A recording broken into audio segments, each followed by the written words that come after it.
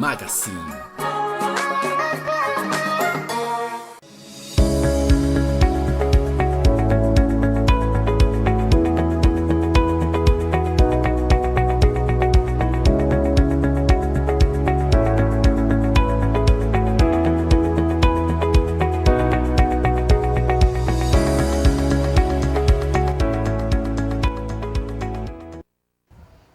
De vuelta conversando con la doctora Rosmery Ramos, foniatra, acerca de todas estas afecciones que pueden tener y que desconoce. Estamos hablando acerca de la dislalia, aquellas personas que se sienten identificadas, que ya saben que no es la correcta pronunciación de las palabras. Hay otra, por ejemplo, doctora, afasia. Sí, afasia, cuando nos referimos a la afasia, es un problema del lenguaje, ¿ok?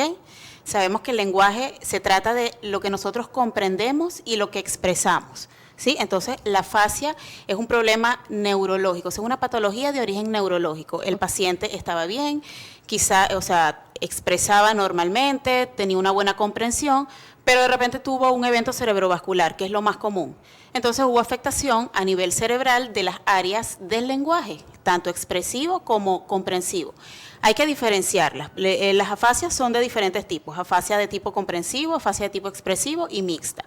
Entonces, la afasia de expresión es aquel paciente que tú le hablas, te comprende todo, claro, posterior al evento neurológico, te comprende todo, pero al momento de expresar, no te expresa, no puede, muchas veces te expresa con pocas palabras o no puede hablar. Wow. Sí, él intenta, es como estos pacientes o estos actores en las telenovelas cuando está la parte del que lo sabe todo, sabe toda la verdad, pero resulta que le dio una enfermedad, un evento y el señor no puede hablar. O sea, eso es real. Eso es real, claro. Eso es una afasia de expresión posterior a un evento neurológico. La afasia de comprensión es aquel paciente que, por supuesto, su lenguaje expresivo está bien, acorde, pero cuando tú le hablas, él no te comprende nada. Tú le puedes preguntar cómo te llamas y te expresa un disparate. ¿Cómo te llamas? Sí, porque el cielo es azul. Entonces, oye, tú te quedas, ok, no me está comprendiendo. Tuvo una afección en el área de la comprensión del lenguaje a nivel cerebral. Y cuando es mixto, quizás el evento cerebrovascular fue muy extenso, que abarcó las dos áreas, ambas áreas, y el paciente ni te comprende ni es capaz de expresarse correctamente. ¿Y estas dos se pueden con terapia corregir? Se corrigen, depende, se rehabilitan. Del grado también de... Sí, entonces por supuesto ahí entramos en el área de la rehabilitación. ¿Ves? Ya hablamos de lo que es prevenir y esta parte es rehabilitar. Es un paciente o una persona que tenía sus funciones normales, adecuadas y de repente posterior a este evento perdió estas capacidades, ¿ok? Estas funciones. Entonces nosotros empezamos con el proceso de rehabilitación, tratar de recuperar esa función que ellos tenían. Interesante. ¿Sí? Por otro lado está disartria. La disartria es un problema del habla, ¿sí? También es de origen neurológico, pero afecta es a la parte muscular, ¿sabes? A la parte motora de lo que es el habla. Igual el paciente pudo haber tenido una afección neurológica, pero ¿qué ocurre? Nosotros tenemos dos hemisferios cerebrales y por lo general en el hemisferio cerebral izquierdo es donde tenemos las funciones del lenguaje. En el hemisferio cerebral derecho no está esta función del lenguaje, pero si llega a haber un evento cerebrovascular o un daño cerebral a nivel de hemisferio derecho, entonces no voy a tener afectado el lenguaje, sino el habla. Y es aquí esta dificultad en la pronunciación o en la buena o la correcta articulación de las palabras. El paciente queda bien en su parte del lenguaje expresivo, bien en la parte de su lenguaje comprensivo, pero al momento de hablar quizás sus músculos no están acordes, no tienen la suficiente fuerza o la coordinación para yo poder expresar correctamente. ¿Sí? Hay un término que se ha vuelto, porque lamentablemente, y lo digo con toda responsabilidad, nosotros somos un país de moda y como que cuando aprendemos algún término lo usamos incansablemente y es muy típico escuchar ahora, es que soy disléxico. Entonces, no sé si es que se ha puesto de moda el término y mucha gente desconoce lo que es la dislexia o si es que tenemos una gran cantidad y la gente no lo sabía. ¿Qué es la dislexia? Sí, por supuesto. Esto ya es más que todo, trata de patologías o dificultades en el aprendizaje, ¿ok? Hay muchas patologías, como te dije, de lo que es la dificultad del aprendizaje y dentro de ellas está la dislexia. Entonces, dentro de la dislexia, nosotros podemos decir que es como una dificultad para la comprensión de la lectura, de cómo están ubicadas estas letras o estas palabras al momento de leer, ¿sabes? Se empieza como a invertir las palabras. Exacto. O sea, dicen casa azul y dicen azul casa. casa. pero asociado más que todo cuando tú estás en este proceso de lectoescritura. ¿Okay? ¿Esto se corrige? ¿Esto se puede Sí, corregir por también? supuesto. Sí, obviamente, nosotros llevamos al niño, le hacemos un diagnóstico adecuado y oportuno, con terapia, con su parte de rehabilitación o habilitación, esto se puede corregir. Por supuesto, por lo que estábamos hablando anteriormente, existe la plasticidad neuronal en los niños. Mientras más temprano este niño sea atacado o sea estimulado, va a ser mejor, o sea, el resultado va a ser óptimo. Puede hasta un niño poder recuperarse por completo.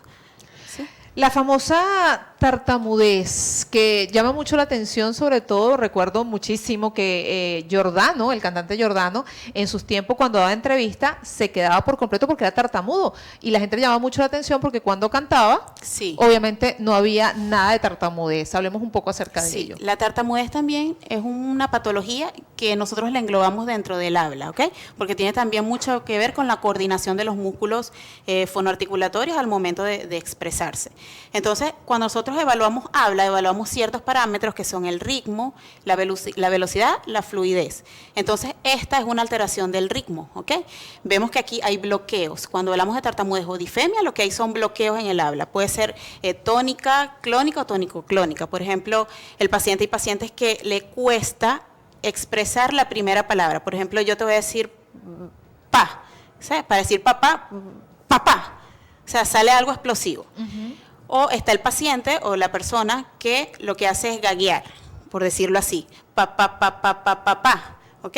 Y bueno, hay personas que tienen esto que es mixto.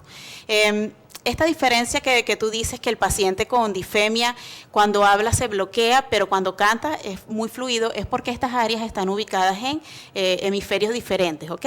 La parte del habla, como te dije, tiene un hemisferio totalmente distinto a la parte del canto, de la voz cantada o del habla o esta parte que es el canto. Entonces, por eso es cuando hablamos de difemia solamente me está afectando al hablar, cuando yo estoy, por decirlo, en reposo.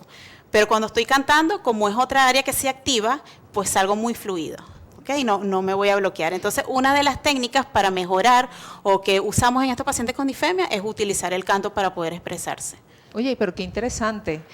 La tartamudez también con terapia se puede... Se controla. Hay ejercicios para yo poder controlar, ejercicios de relajación, muchas técnicas que existen para poder controlar.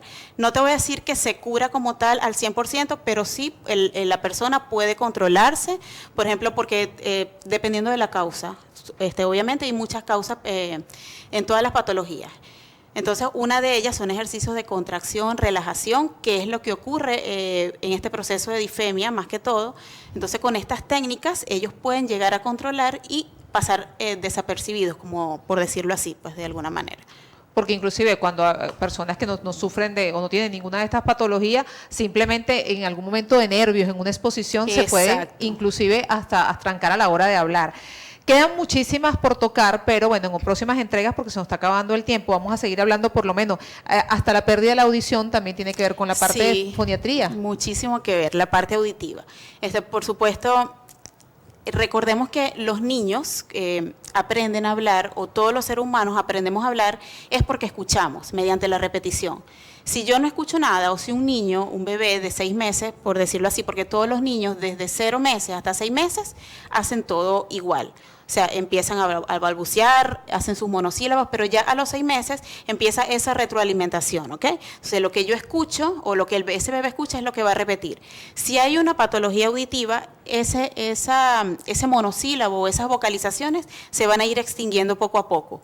Y allí es donde tenemos que estar alerta. O sea, un bebé que venía evolucionando, de repente se estancó, hay una patología auditiva.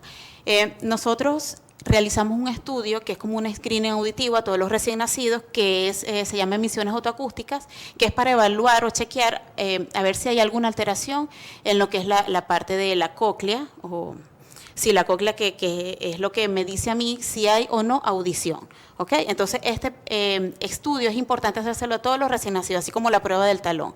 Que esto me permite a mí chequear si ese bebé más adelante no va como que a desarrollar alguna patología auditiva. Pero sí, también hacemos lo que es la prevención en esta parte con este screening auditivo, lo que es La rehabilitación, si ya es un paciente que tiene esta pérdida auditiva, nosotros podemos, mediante la adaptación de prótesis y posteriormente una terapia auditivo-verbal, realizar este proceso de habilitación y rehabilitación auditiva. ¿Ok? Si es un paciente, qué sé yo, por alguna X causa tenía su audición normal y la perdió, aquí entramos entonces en el proceso de rehabilitación auditiva, ya sea mediante una adaptación de prótesis auditiva o un implante coclear, dependiendo de la causa que sea, ¿ok? Y de la patología que tenga. Hay patologías que bueno, la pérdida auditiva se clasifica en leve, moderada y severa, y dependiendo de la severidad que tenga el paciente o la persona, es el tratamiento que nosotros vamos a utilizar. Que todos estos temas vamos a ir tocando paulatinamente. De hecho, tenemos uno pendiente que es la parte para los niños con autismo, cómo va a ser este tipo de lenguaje. Por lo pronto se nos acabó el tiempo, lamentablemente. Doctora, ¿dónde la podemos ubicar? ¿Dónde pasa consulta? Un número telefónico, por favor, a la cámara. Bueno, sí, mi número telefónico es 0424-850-0412 y bueno, estoy ubicada en diferentes centros. Estoy en Guanta, en tu unidad médica, estoy en la Fundación Mendoza, UDETCA. También estoy en Barcelona, en Saludent y en Barrio Sucre, está al lado de la clínica de los trabajadores de la alcaldía CITAP. Así que tienen varios puntos donde pueden ubicarla. Qué bien. Doctora, gracias por venir. Nos vemos en una próxima entrega. Sí, por supuesto. Y yo encantadísima. Gracias por toda la información. Vamos a hacer una pausa. En la próxima parte vamos directo al restaurante Vivo para conocer un poco acerca de esta cocina en vivo. No se vayan. Ya regresa Evolution Magazine.